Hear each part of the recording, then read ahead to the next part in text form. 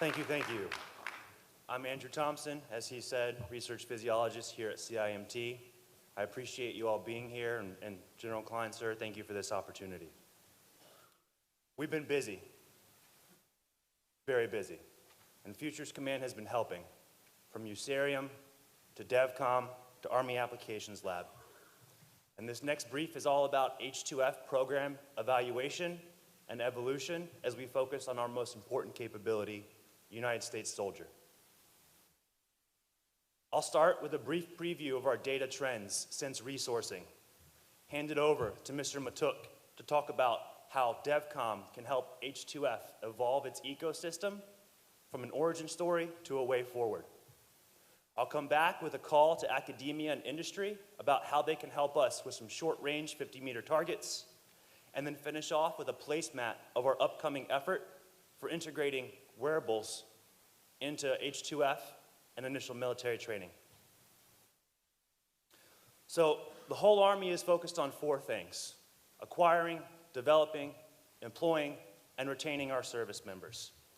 And our very own research psychologist, Dr. Stephanie Maraca, put out a 2022 Soldier Readiness Survey that found if you are in an H2F embedded unit, you not only feel like the Army cares about your health and wellness, but you are more than twice as likely to recommend that others serve, and significantly more likely to serve until you retire. So think about it: acquisition, retention. You'll see other qualitative findings like this throughout these next few slides, and they're really meant to connect the quantitative with the qualitative, all about how soldiers are perceiving this program and how it's affecting their behaviors. We had 16 ROI metrics approved by Army senior leaders. USARIUM pulled 4 years of data from systems of record, and we analyzed those data along with the surveys. Since there was no H2F in 2019, it's really our best baseline for looking at brigade comparisons over time. And since then, H2F has evolved from an idea to doctrine, initial personnel, and a full operating capability sometime between 21 and 22. TRADOC, FORCECOM, and USARIUM also picked 28 non-H2F embedded brigades to serve as controls. Now, these were matched for mission set, population, and general geographic location. We have a lot more advanced statistical processes and models underway, but sometimes it's easier to just present simpler data visualizations. They're a little bit more intuitive. So we're going to talk about general trends over time, how that compares to baseline since resourcing, what those differences add up to, and what's the overall effect on the Army as a whole. As we go through this, please remember, H2F is a nascent program. We are excited where things are headed, but the Army is very early on in this undertaking. And as we see cultural change and modernization across the .mil PF, we expect these ROI metrics to not only grow stronger, but become more wider in their aperture. So what are you going to see? You'll see the same setup across 9 metrics. At the top, you'll see a banner identifying what the metric is. Underneath, you'll see a readable summary description. And then you'll see a graph from 2019 through 2022. Now remember, everything was normalized to 2019, so that's going to kind of show 0. That's our baseline, if you will. Everybody knows what happened in 2020, and we'll see that on these slides. And I also want you to remember, as we go left to right, we'll go from pre-H2F to just doctrine to an initial capability to a full operating capability in 28 brigades between 21 and 22. Below the graph, you'll see a summary impact statement and then some of those survey results, once again, connecting the quantitative with the qualitative.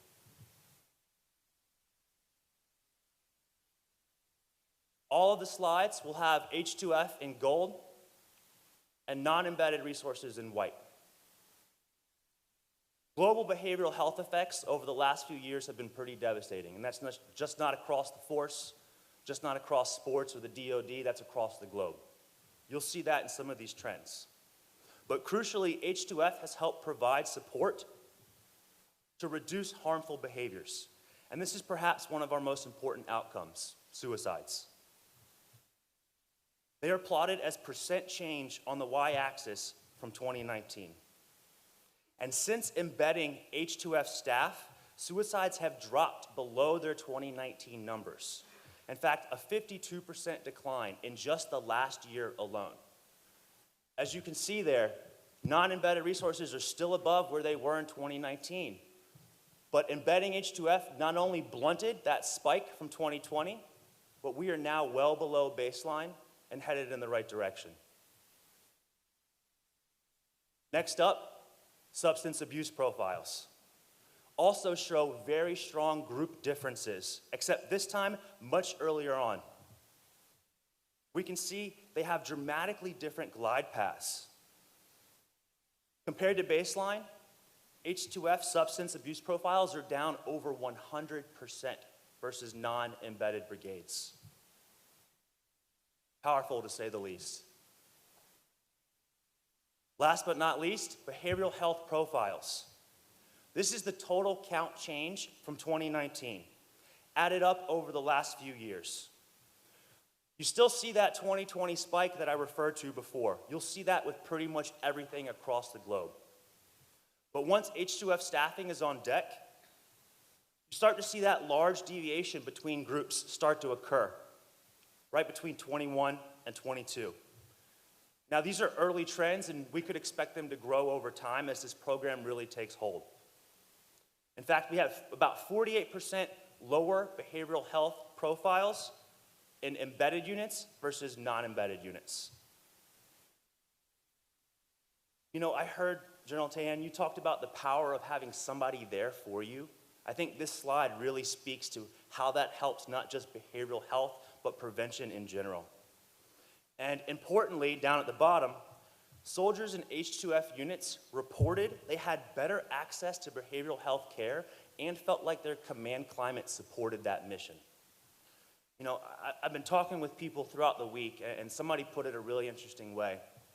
You're asked to quantify the ROI on H2F. What's the cost of doing this? You know, and he wisely said, let's flip that. What's the cost of not doing this? You know, you see the cost of not doing this in those white lines. H2F resources have also provided proactive support to identify and treat musculoskeletal injuries. We expected introducing embedded access to care providers would cause an uptick in the initial number of not just med bores, but injuries reported. That makes sense. They're doing their job. They're identifying individuals who are injured. They're getting them the support that they need. What we didn't expect is to already be on the backside of that trend and doing better now than those units who don't have H2F embedded.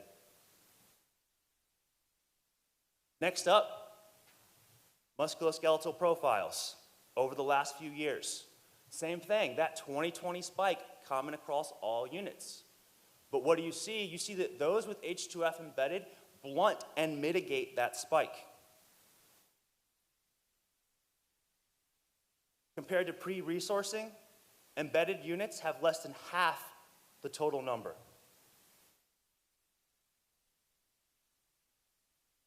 Finally, MSKI referrals outside of the Army network. Compared to pre-resourcing, they have less than half the total number of referrals versus non-embedded units. Importantly, soldiers in H2F embedded units were significantly more likely to seek treatment inside the brigade footprint, reducing overall cost on care and getting them back into the fight faster. All of these are upstream of deployability, and in fact, a 1% reduction in non-deployability is equivalent to a battalion-sized ready force and a $30 million saving in cost avoidance from non-capable assets. H2F is also having positive effects on combat readiness to the tune of an entire additional brigade qualifying as expert marksmen. I'd really love to see what happens when our cognitive performance specialists and our occupational therapists are integrated well ahead of time into the POI for small arms training. Next up, body composition failures. Same thing, that 2020 spike that we see. But what do we also see, once again, is that getting those embedded units, those assets on the ground, blunt that spike and put soldiers in a better trajectory faster. In fact, if you took this 10% difference and rolled it out across the Army, that would give FORCECOM a 90% deployable force. Finally, ACFT pass rates. Once again, using 2019 as a baseline here probably would have been a poor choice. There weren't too many people taking the ACFT. It was rather diagnostic, and the goalpost basically kept changing. So what you see here is percent pass rate plotted on the y-axis. And when you add this up, you have an entire brigade of additional soldiers passing the ACFT and embedded units versus non-embedded units. Now that's just 28 versus 28 brigades. And when we scale this out, or you extrapolate that across all 110, that's an entire division of soldiers. Now, depending on where they went for training, that's anywhere between $1.4 and $1.6 billion with a B in cost avoidance from retraining. The soldier perspective here is just as important along the bottom. Those soldiers in H2F embedded units report being significantly more prepared to face the physical and mental rigors of combat. So you want to talk about readiness, musculoskeletal injury, getting left to bang. This program is starting to do that, and you're starting to see some of these results. So to recap, the data trends for H2F look very, very promising across three critical landscapes: prevention, access to care, and personnel performance readiness. Now, we do plan to detail our statistical findings, more of the metrics, our modernization efforts in an H2F report. Ideally, we're going to put this out just before AUSA. Stay tuned. Now, prior to reintroducing George, I'd like to actually ask the audience to do something. If you're an H2F program director or on staff, please stand up.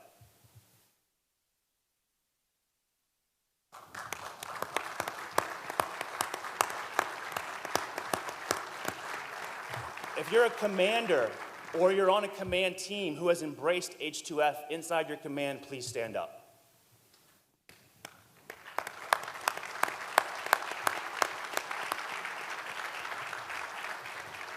And if you're here at CIMT, please stand up.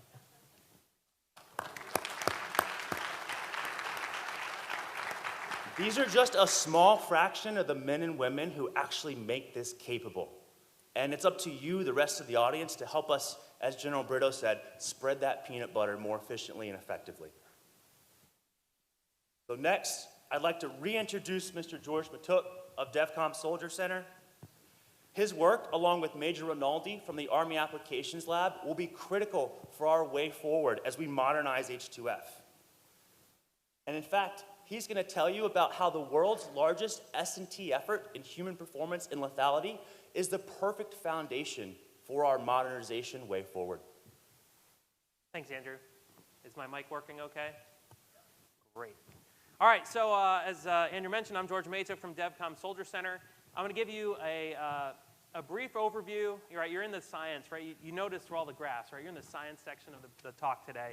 I'll give you a brief overview of how a subset of what Army S&T is doing to support H2F and ultimately soldier health and fitness and performance.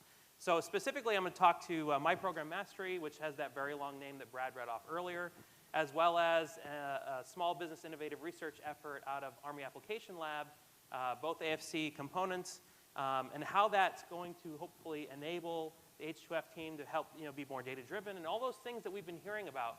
I think pretty frequently over the last couple of days, we've heard the need for data to help make decisions and these tools that'll help us gather the data and inform leaders and all these wonderful things. So what we're going to talk about is the path between here and there from a technology side. But I will foot stomp right at the beginning, right?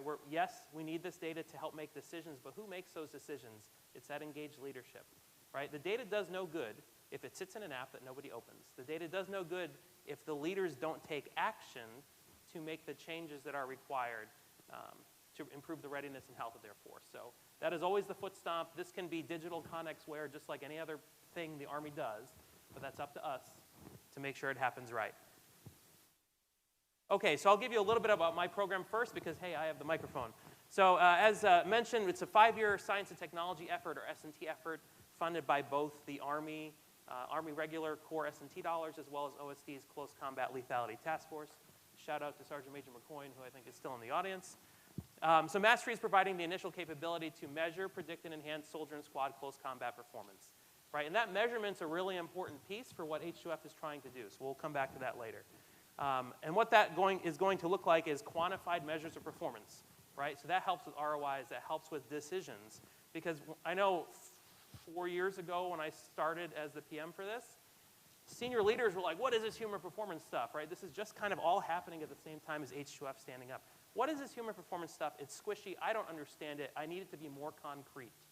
So General Kurilla, who's now the CENTCOM commander, charged us to determine the human performance X factors, that reliably account for sustained dismounted performance. And that's what we set out to do. We're also doing a little bit of small unit performance forecasting, which I will have a couple pictures about, and that's something that's going to transition over to H2F.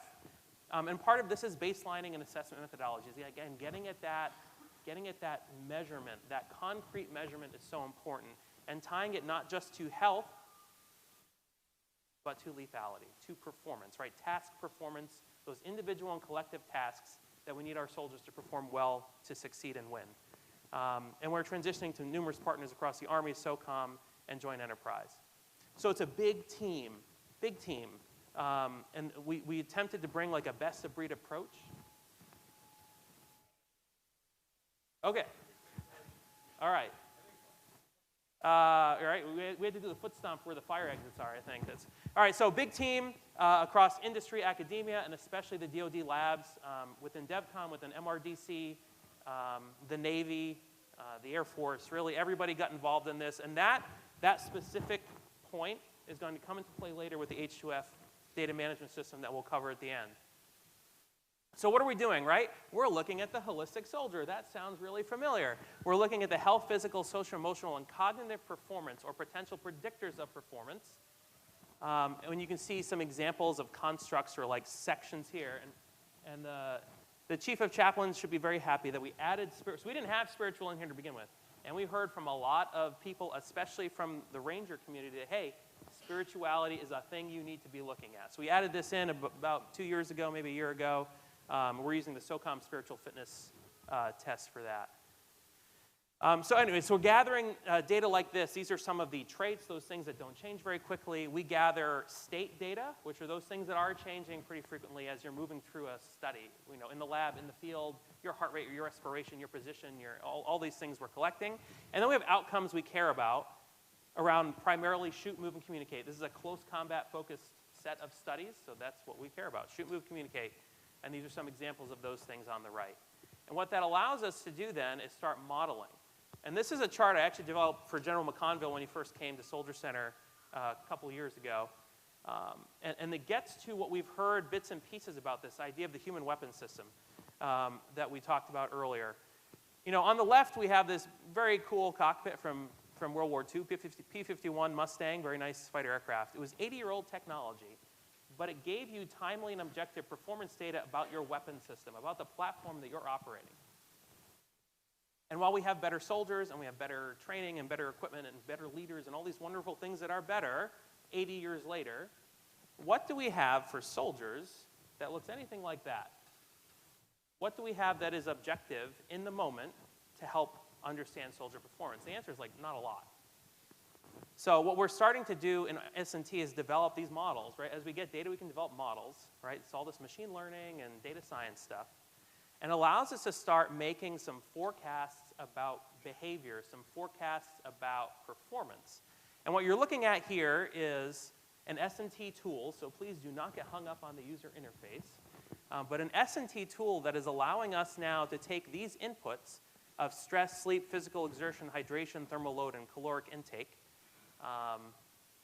and then make some predictions or forecasts about company level performance. So small unit performance, that kind of lowest level of the military decision-making process. Right now you can see there are a lot of drop-down menus. You have a lot of different ways you can input this. You can use sliders.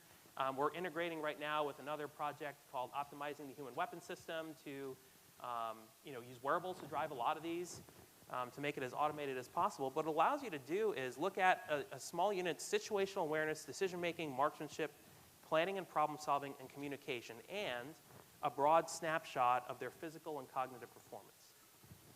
You can imagine in a training environment, in a mission planning environment, and especially in a recovery environment, how having this kind of formational situational awareness can be useful for those that are making decisions. So we're going to be, we're piloting this right now with 2nd Brigade, 82nd, the Red Falcon, 1325. So we're getting a lot of feedback from them. A lot of this stuff is new, and we just don't know how people are going to use it. That's just the reality of it. We have ideas of how people are going to use it, but until you live with it, until you integrate it into your training cycle for months and months on end, we just don't know. So we're going to be, you'll see something like this at the end of Mastery, at the end of 24.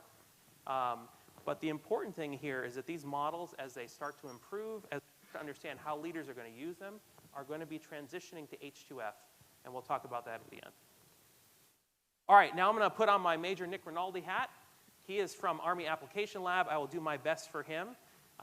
This is an effort called the H2F Management System, and this is a direct to phase 2 SBIR, so SBIR, or Small Business Innovative Research. We have like 3 different ways to talk about things in the Army.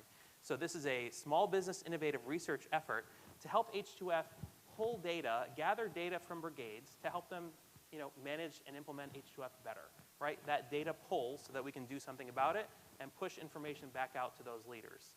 So this started back in May or so of 22. They brought 3 companies onto the SBIR contracts, or to the SBIRs. They put them out to 3 brigades and started iterating on those with those brigades. And then they would switch. So like, Brigade 1 would get, Company 2 next. And they would basically take turns with all of these different systems, provide feedback, provide iterative feedback, so they could make changes. And ultimately, they down-selected to a phase 2 SBIR enhancement, right? All this lovely acquisition stuff everybody doesn't like to do. But a phase 2 SBIR enhancement using CoachMe Plus, which is a company that you may have seen next door over the last couple of days.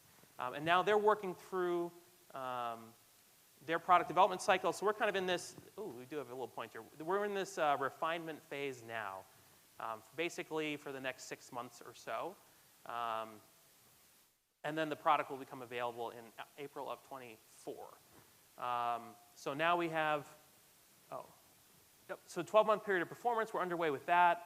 Now this is the really important part, especially for people that are already invested in or have used other products that maybe they prefer or just don't know anything about CoachMe Plus. The point of this is to develop something that is agnostic to the front-end product as well as interoperable.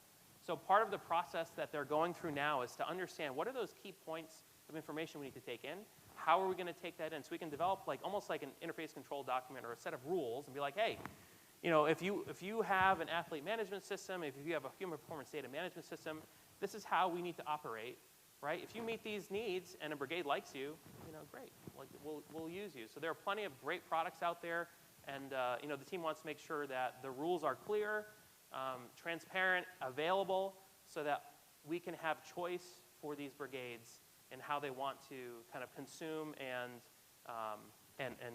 grab that data for decision. And a big piece of this, and there's a nice wire diagram to kind of bring this thing home, is the back-end structure and the governance, right? So what we're going to have is kind of an industry-driven front end, right? Because they're always going to be able to iterate faster than the government can. That's just life, right? So we want the best at the front end, and what we're going to do is own that back-end infrastructure, and that's really important. So as these front-end companies change out and new ones come up and they're really awesome, and you don't lose your data, right? So if you go from one unit to another and they use a different product, your data's still there and it's still you. You're not starting over every time you PCS, right? So it's really important that we have this government-owned back end, and I'll talk about that with a lovely wire diagram shortly. This is a quick schedule. 2 things I'll point out here. These are the big ones. Anybody that's dealt with cloud, God bless you. It's a lot of fun. But we have ATOs for each of these sections, the data warehouse, that government-owned back end, and C Army, which is the Army Cloud, as well as for the front end for CoachMe Plus. And this is essentially the development cycle for anybody that is program management minded. You are super nerding out right now. All right, as a reminder, we get hung up on how are we collecting data, how are we going to transmit data, what's the cybersecurity.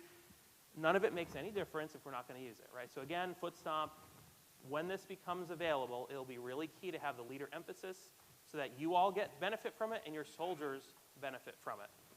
Okay, so we'll start on the left. This is essentially the input piece. And this is really what H2F is getting after now. And if you squint really closely, you can see different types of data that each of these user groups might be providing or be reported on or so on and so forth. And it's really important to know that these are all role-based permissions, right? So, an H2F team, like a medical component of the H2F team, like a PT, will have different kind of access to different kinds of data than, the command team, right? Because there are a lot of rules in place about this. We want to make sure we protect everybody's privacy and security and all of that. So that's going to be a very important part of this, this conversation. And the idea is, as the data flows in from the left, it then goes into this data management system, right? And this is what H2F is building. And then it flows into this staging area, right? And this is important. So out here, a lot of this is very likely de-identified, right, for security purposes. We're working all through all of that with TRADOC G6 and cybersecurity and all that. And then it gets re-identified in this government-owned backend. That's probably how it's going to work. We'll figure it out the details as we go. But this government-owned backend is really the important part. This is what I was telling you about. So as these front things might change, as you move units, as you start new contracts, you look the same. So if you imagine a future where you come into the Army, just as we're indoctrinating them into H2F as soon as they come in, or we're in the process of doing that now, you now are contributing data into the system through surveys or through your whatever, maybe wearables in the future. We're going to see where that goes. And that data record continues to accrue throughout your entire life, throughout your entire life as a soldier, right? And somebody asked about the VA earlier. Now imagine that record then being available for whole health in the VA, right? And you get this like soup to nuts from a session to really the end of your life, record of all of the fitness and all of the work that you've done. You can see those trends over time, but you can also maintain it better when you have that data available to you. So that's really exciting. This is the training and operational layer. This is where your H2F teams are going to be looking at data, making decisions about their training programs. And then this bottom part is where some of the S&T work comes in. This is, from a research perspective, really, really exciting. So Mastery built a cloud data environment in C Army just for our own purposes, really. Just we have stuff to do, and we have a lot of collaborators. This is what we're trying to do. And it's very expensive to do, and it's very time-consuming to do. And it took us a year and a half, 2 years, and $750,000 to $1 million. It's a lot of money. And H2F was interested in building something like that. And we're like, hey guys, we have something that looks a lot like what you want, at least as a starting point. How about we just give it to you, and you just take it and run? And that's essentially what gave rise to this. So we're in the process, if you looked really closely at that timeline, on that timeline earlier, there is a transition of our data environment over to IMT and H2F. And that's in the process of happening right now. And that's going to give them a starting point for this. But what's really interesting here is this continuous integration, continuous delivery pipeline. As data comes in from this front end, from all these brigades that are getting resourced now, as data comes in, it can flow in a de-identified fashion to the researchers. And the researchers, when they have the right kind of data, can then use that to make models, performance models, fitness models, sleep models, whatever the models need to be. And then as those models mature, they get pushed back up into the training pipeline for use by the operational force, by the trainers, by leaders, by whomever. That is really exciting. So you end up with this virtuous circle just like industry, right? Who's wearing a commercial wearable right now? Apple Watch, Garmin, Polar, Aura. All right, so that's what industry does, right? They're taking our data. We all sign up for this when we put them on. They take our data, they model, and then they push those models back to us to increase value and capability. That's what we're going to do here, in a broader sense, not just a wearable sense, but in a broader sense. We're going to push S&T work through this for use and for decision. So we're very excited about that. I think from a broader research perspective, the opportunity exists for all of Army S&T to get involved, for DoD S&T to get involved. This is not just a soldier center thing. We're just in the front door because we're giving it to them. But if RARE wants to come in and do sleep modeling, awesome, right? The bigger this gets, the better. And the more information we can pool, the better. And lastly, we have these strategic layers where we're able to push and pull as required from like IPSA or MHS Genesis up to Vantage, up to Advana, to give that kind of, because we're getting a lot more SA on our units, be able to push that SA at appropriate levels of detail up the echelons for decision makers.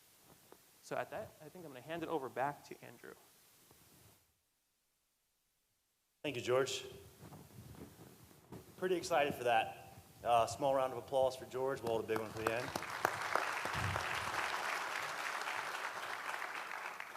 So this is a game changer. This is not just a game changer for Big Army for understanding decision making, understanding readiness, understanding what we're going to do downrange. This is a game changer for our soldiers, a game changer for our H2F staff, game changer for every ACOM out there. And every ACOM has a stake in human performance. So you kind of have an idea of where we've been, where we're going, and how we're going to get there. Next thing I'm going to do is just identify some enabling capabilities and academic knowledge products that industry and academia in the audience can help us with. In fact, if you look at the latest capability-based assessment for total force fitness, one critical gap was the lack of S&T being informed from inside the footprint at the level of action. And that's what these next few slides are all about. So utilizing the chairman's framework, the recent CBA, FM 7-22, we set out to do some internal analysis. H2F embedded brigades were asked to identify what capabilities do you need and what do you want to know. Presenting those here today, once again, this is the audience that could help us with that. After the symposium, we'll have a PD working group to figure out what are the data tactics, techniques, and procedures that we need to be able to facilitate to bring something like this to life. So if you think through all the H2F domains, what do we need to assess? What do we need to understand? What do we need to improve? How are we going to do that across readiness, workload, recovery, and to accomplish what specific outcomes? We also have our own capability-based assessment proposal in the works, and if you don't know what a CBA is, it is the way the DoD comes out and identifies, we have these needs and these requirements and these gaps. Now let's figure out what solutions, let's resource those solutions, and what do we need to change in the .mil PF. So we're waiting to get on the entry gate with FCC right now. We're very excited about that, and we will try to bring as much of the Army together because once again, every ACOM has a stake in human performance. So these next few slides, the H2F domain will be up at the top in white, capabilities on your left, knowledge products on your right. And nearly every single brigade replied with the same #1 for capability and the same #1 for knowledge products. And that was H2F specific software.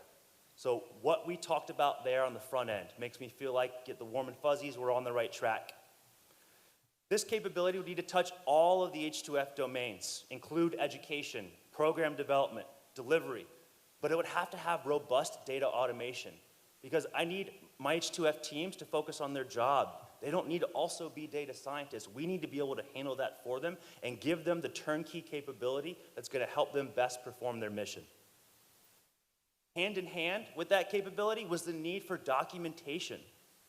Not just a concept, not just a strategy, but an Army tactic, technique, and procedure for operating this human dimension digital toolkit. And fortunately, we are not reinventing the wheel. Several of our program directors are already headed out in this direction. S&T efforts like Mastery, OHWS, Air Force Research Lab, Naval Health Research Center are all attacking this problem.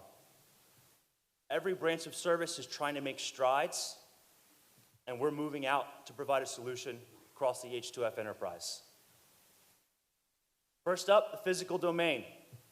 Same thing, #1 response. You'll see #2's up here because #1 response across all the domains was that software and doctrine on how I want it, what I need to do with it, as well as regulations supporting that. Most brigades were looking for a way to automate the ACFT and digitally modernize it, as well as other assessments they programmed. Did you know we currently spend over 20 years 20 years of labor in just 1 year of collecting ACFT data, re-entering it from pen and paper to digital formats? That's a lot of time. That's a lot of loss of real-time readiness, lack of an AAR, integration within the program. We've got to cut that down. As well as those assessments would include benchmark workouts to program into a training plan as progress checkpoints along the way. And importantly, these benchmark workouts would need to be strongly related to common soldier task and tactical performance indicators. Number 3 on physical was movement competency assessments, specifically the capability to rapidly and accurately screen for musculoskeletal injury risk, with data that's going to help us drive programming and quantify ROI to bite down on some of that risk. Number 3 under knowledge, methods to split those benchmark workouts into 2 buckets. The first one being more pure fitness constructs, so aerobic capacity, strength, power. What are those specific measures? Is it rate of force development? Is it VO2 max? How do we assess it in the field? How do we assess it in the performance center? And how do we integrate that into POI? The second bucket was specific soldiering skills and tasks to show transfer of those physical fitness components into functional outcomes. On knowledge goal number 4, looked at how do we shift the cultural landscape of when PT is performed. I know 0 dark 30 is the tradition, but empirical evidence possibly shows us there's a better path, and it might even be individualized. So hopefully some of these physical domains are giving those of you in academia and industry an idea of where you can help us. Spiritual domain, still H2F software and data doctrine. I'm not going to repeat that refrain over the next 3 slides, but know it's number 1 for every single domain. Methods and models to measure the spiritual domain came in number 2, and I've heard some of them today. So not all of these are still gaps. Maybe it's just we need to capture what's already being done and fill those buckets. Followed by tools and technologies to enhance individual and group collective spiritual readiness. A common theme centered around designing spiritual spaces to meet the needs of any and every soldier. Number 4 included the need for motivational interviewing capabilities across the board and backing the entire domain up with more robust and integrated educational solution sets. Nutrition-specific tools to measure, build, deliver programming that applies anywhere a soldier might eat. Not just the DFAC, not just at home, but anywhere a soldier might eat. The empirical relationships between those nutritional inputs and key outcomes like injury, body composition, performance, combined with data-driven models to inform if we see X, then we need to do Y or Z. Those types of business rules or schema for crafting individualized approaches. You've heard this before. Access to resources like food. Essential for supporting the nutritional domain. Not just fueling stations, but if you haven't heard, and I know you've heard today about those warrior restaurant centers, please take a look at what Colonel Kent is doing in AMC. I'm very excited to see where he leads the Army's future for supporting all things nutrition. Coming in at number 4, the need for documented, easily accessible, updated, tech-forward approaches to education. Now, I get it, 240, 250-page manual, you've got to have that. But in today's age, we can do interactive digital PDFs. So you can go as deep or as shallow as you want. You can pull in your own individualized information. So you want to talk an AAR specific to that individual? We need to have tech-forward educational components to doctrine, to ATTPs as well. Next up, sleep. Measuring and enhancing sleep or reducing the negative effects of poor sleep. We've heard about some of those today. One example could be simple modifications to barracks or facilities to produce a more optimal sleep environment. We've also heard some of this today, but along similar lines, how can we better operationalize sleep and sleep intel across the board? Perhaps tools for making minor changes to POI, or timing based off measured readiness to prevent overtraining, injury, or burnout. And lastly, models and algorithms to help us understand and apply the effects of sleep on key technical and tactical outcomes. Sleep deprivation has its place, for sure. I've seen it work in a lot of skill acquisition, but we need to know, how do we adjust POI based off of, hey, if we got 2 or 3 hours of sleep last night, do we need to really go do this 20-click ruck? Or should we make today a recovery day, shift it to the right, and make sure they get better sleep tonight? Last but not least, the mental domain. As you have seen with each domain, it's really modernizing the tools used to measure and enhance the underlying constructs that are really in critical domain. Maybe it's tablet-based apps, or eye tracking, or EEG, or transcranial magnetic stimulation. But as we grow and develop the H2F data ecosystem, these methods to assess, models, and educational content to understand, and these techniques to improve specific processes and their outcomes are going to be essential. We have to provide our trainees, our soldiers, our cadre, our command, and our experts on these human performance teams with those holistic human dimension, intelligence, and direction that they need to best serve our soldiers. Now, one example of an upcoming big step forward is our congressionally directed effort to integrate wearable biosensors, commercial wearable biosensors, into H2F and initial military training. I like pretty pictures, but this is a detailed placemat because I want you to have all of the details. So the most recent NDAA had 2 specific tasks that RCG at TRADOC was ordered to do, or tasked to do. The first of which is to provide a feasibility report on, is this feasible? Calling out specific things like leader awareness of cognitive function, monitoring physiological load. Now, we can look at the literature at efforts like Mastery and OHWS and see, yes, that's feasible. But task number 2 told us to integrate it into H2F, and how can it inform H2F? How does it affect potential injury risk or attrition rates? We can't do task number 2 unless we actually integrate it into H2F. So we are currently in the planning and preparation phase of this effort, pulling all the players and all the pieces together as we prepare the AO.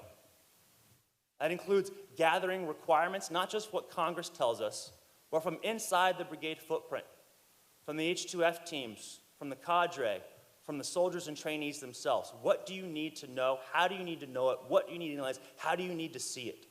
Because if we don't meet their requirements and we just answer this, we're going to miss the boat on delivering a capability that's actually useful. In the near future, we will deploy a range of devices, first at one-station unit training. We're going to start with cadre, command teams, and H2F staff to get them on deck, and then bring in trainees. And it won't be, hey, here you go, here's your device, see you later. We're going to come ready with a turnkey playbook, dedicated onboarding process. We're going to have dashboards ready for visuals of who needs to see it. Because if I'm a strength coach versus a cognitive performance specialist versus a commander, I need to see different types of information. As well as integrated touch points and AARs throughout the POI. If I give you the capability, it's great. But just like H2F, if your commander doesn't allow you to integrate it, how much use are you really going to get out of it? Early next year, we will iterate and scale at Fort Jackson. Except this time, we'll start at recruitment. We won't wait till they get to reception. And we'll issue them a license to our H2F management system. Imagine having 10 to 12 weeks of access, digital access, to H2F, PT plans, nutritional guidance, connecting your own wearables, a digital future soldier prep, if you will. You want to get a better product in the door at reception day one and bite down on injury, bite down on attrition, improve accessions? We have to start earlier in the pipeline, and we have to get left of bang. Once concluded, we will not only have this data-informed response for the Armed Services Committee, but a validated way forward across the whole .mil PF for integrating not just the back end, not just the H2F management system, not just wearables, but the whole kit and caboodle. So I hope you enjoyed some of this glimpse behind the curtain, through the past, into the future, and have identified several ways that all of you can help us serve those who serve us. I look forward to updating you on our progress, learning how you can help H2F continue the good fight towards success. Greatly appreciate your time and attention.